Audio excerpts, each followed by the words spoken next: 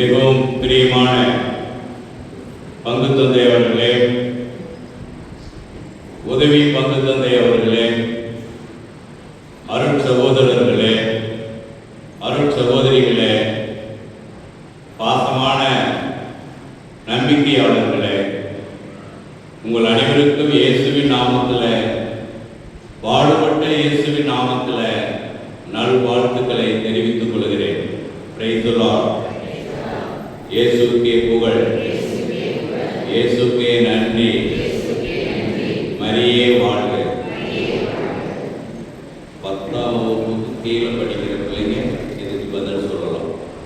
பெரியவங்களா யாரும் பேசுகிறாங்க. இன்னைக்கு என்ன நாள்?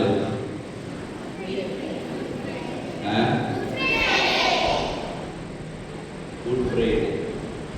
குட் ஃப்ரைடே தமிழில் புனித வெள்ளி. அப்புறம் வேற என்னெல்லாம் சொல்லுவாங்க? நல்ல வெள்ளி. குட் ஃப்ரைடே அப்படின்றது இங்கிலீஷ்ல,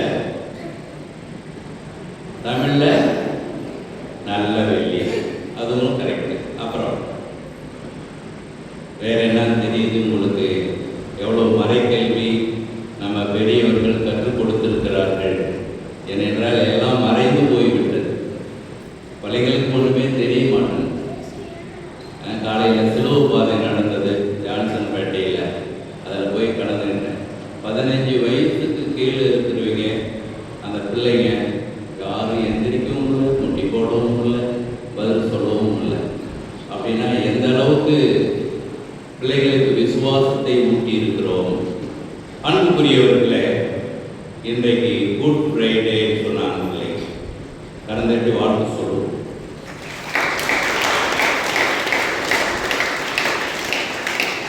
good Friday, God Friday. God Friday தான் நாளடைவில் மறைவி குட் ஃப்ரைடேன்னு வந்துருச்சு. இன்னைக்கு கடவுளுடைய நாள், ஆண்டவருடைய நாள் இன்றைக்கு. ஆகவே புனித வெள்ளி, அதை யாரும் சொல்லல. புனித வெள்ளி, நல்ல வெள்ளின்னு சொன்னாங்க.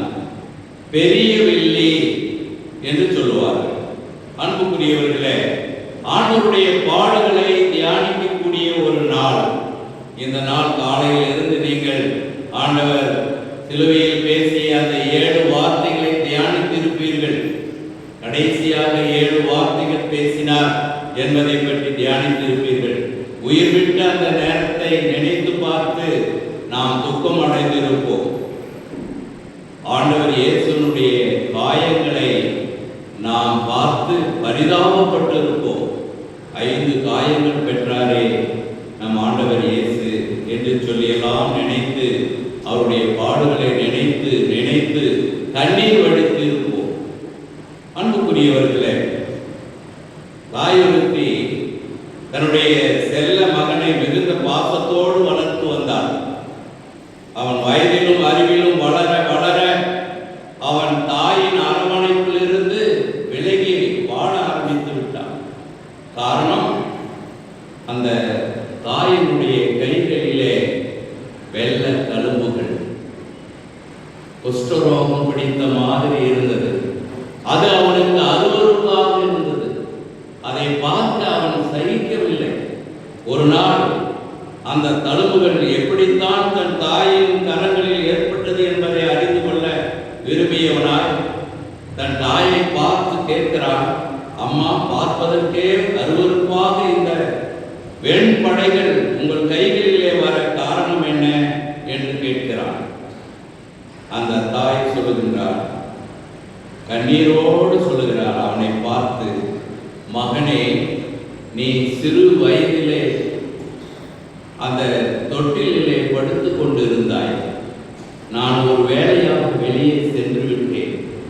திரும்பி வரும்போது பார்த்தால் அந்த வீடு தீப்பிடித்துக் கொண்டது. தீப்பற்றி கொண்டு உன்னை வீட்டுக்குள் படுக்க வைத்து விட்டு நான் வேலையாய் போனேனே.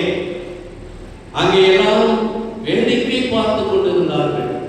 யாருமே உள்ள நுழையவில்லை. அந்த நேரத்தில் நான் அந்த தீக்கு உள்ளாக போய் உன்னை அப்படியே கையில் அணைத்துக் கொண்டு, என்னுடைய மார்போடு அணைத்துக் கொண்டு அப்படியே வெளியே வந்தேன். வரும் பொழுது இந்த கைகள் எல்லாம் வெந்து விட்டது. அன்புக்குரியவர்களே, இந்த தாய் அப்படியே சொல்கிறார். எல்லாரும் வேடிக்கை பார்த்து கொண்டிருந்தார்.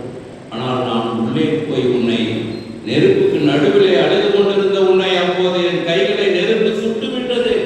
அந்த தழும்புகள் தான் இந்த தழும்புகள் என்று கண்ணீர் மல்க கூறினாளாம்.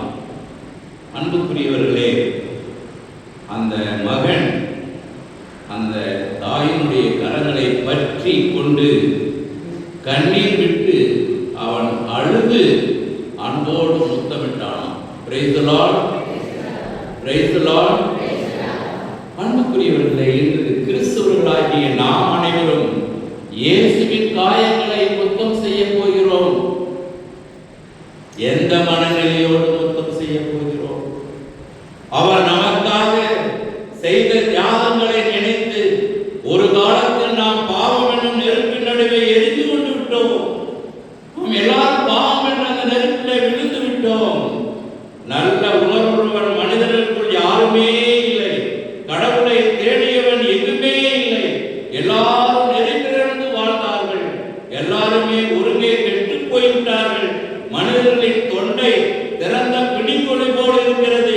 சாவும் காலில் அழிவும் இதயத்திலே இறை அச்சமும் இன்றி ஏசாயா இறைவாக்கினர் கூறுகின்றார். கிறிஸ்துவுக்குள் பிரியமானவர்களே, இதையே புனித பவுல் ரோமியருக்கு எழுதிய திருமுகத்திலே கூறுகின்றார். நாம் எல்லாருமே பாவிகள் என குறிப்பிடுகிறார். எங்குமே பாவத்தீ, எங்குமே பாவம் பரவி இருப்பதை பார்க்கின்றார். அதன் நடுவேதான் துடித்துக் கொண்டிருந்த அந்த மனிதர்கள், நம் சாயலில் படைக்கப்பட்ட மனிதனை, தன்னுடைய மகனை, தன் மகனை நெருப்புக்குள் வேக விட்டுவிடக்கூடாது என்பதற்காக நம் ஆண்டவராகிய இயேசு கிறிஸ்து தன்னுடைய கடவுள் நிலையிலிருந்து கீழே இறங்கி வந்து சிலுவையை ஏற்றுக்கொள்கிறார். பாருங்கள், பிரைஸ் தி லார்ட். விண்ணகத்திலிருந்து மண்ணகத்திற்கு கடவுள் குதித்தார். பிலிப்பியருக்கு எழுதிய திருமுகம் 2:6-11 பார்க்கிறோம். கிறிஸ்துவுக்குள் பிரியமானவர்களே, இப்படி ஒரு மறை இறை மகனாம் இயேசு நம்மை காப்பாற்ற அவர் சாவை ஏற்றுக்கொள்கிறார். நமக்காக சிலுவையை சுமக்கிறார். இறைமகனா இயேசு நம்மை காப்பாற்ற நினைத்த போது அவரை பாவங்கள் சுட்டன, நம்முடைய பாவங்கள் சுட்டன. அவர் உடலில் காயங்கள் ஏற்பட்டது.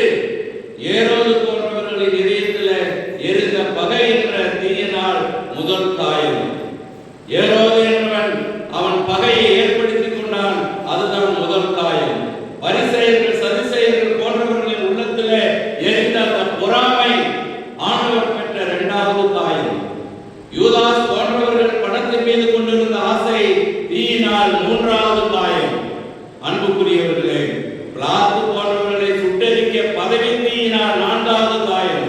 ஒளிகே என்று கத்திய பாமர மக்களின் அறியாமை தீயினால் சுட்டது ஐந்தாவது காயம். இந்த 5 காயங்களை நாம் நினைத்து பார்க்கிறோம். ஏசாயா இறைவாக்கினர் கூறுவது போல, இதோ இன்று இயேசுவின் முகத்தில் மனித சாயலே இல்லை.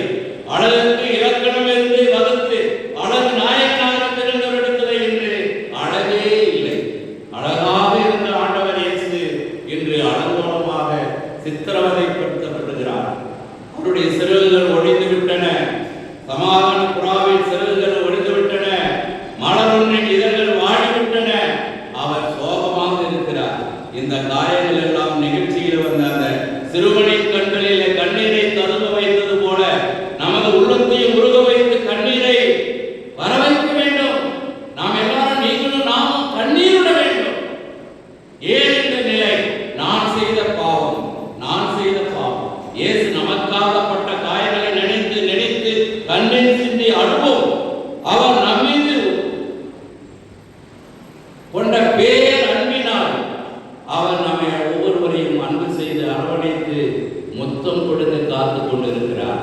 நாம் இன்று அவருடைய காயங்களை முத்தமிடப் போகிறோம். எந்த மனநிலையிலே முத்தம்? நான் பாவி, நான் பாவம் செய்துவிட்டேன். நான் இந்த நிலையில அங்கே எந்த முத்தத்தை கொடுக்க போகிறோம்? ஆண்டவர்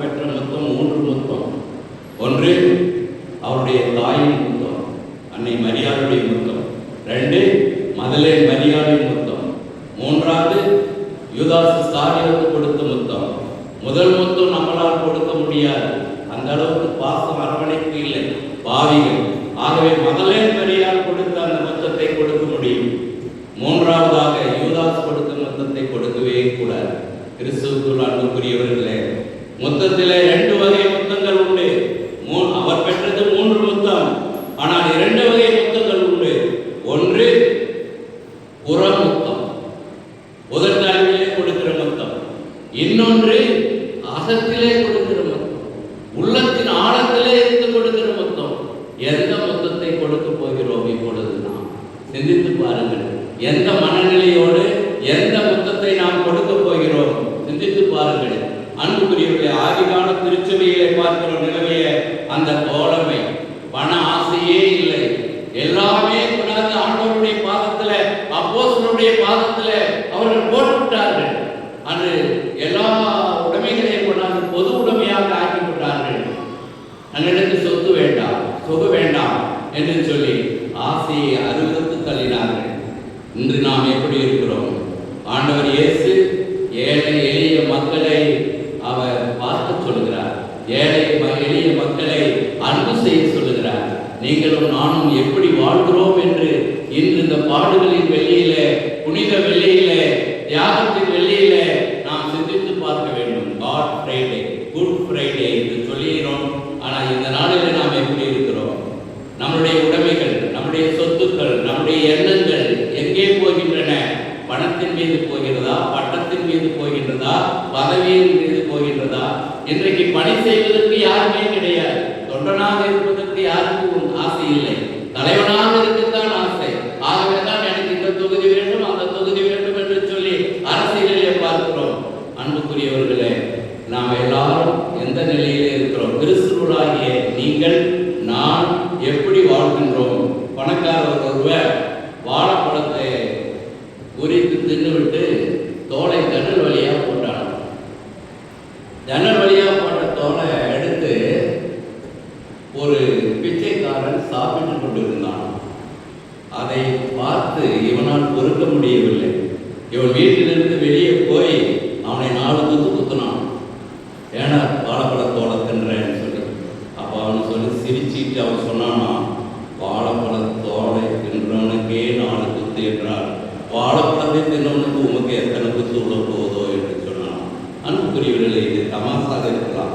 பிச்சை கேட்பவர்களுக்கு பிச்சை கொடுக்கும் நல்ல உள்ளத்தையும், அவ்வாறு கொடுக்காமல் உணவை பதுக்கி வைப்பவர்களுக்கும் நரகத்தையும் கடவுள் வைத்திருக்கிறார் என்று பாடியுள்ளார் அப்பர் அடிகளார். என்ன சொல்கிறார் என்றால், இறப்பவருக்கு ஈய வைத்தார், தரப்பவருக்கு கடவுள் நரகம் வைத்தார் என்று சொல்கிறார் அப்பர்.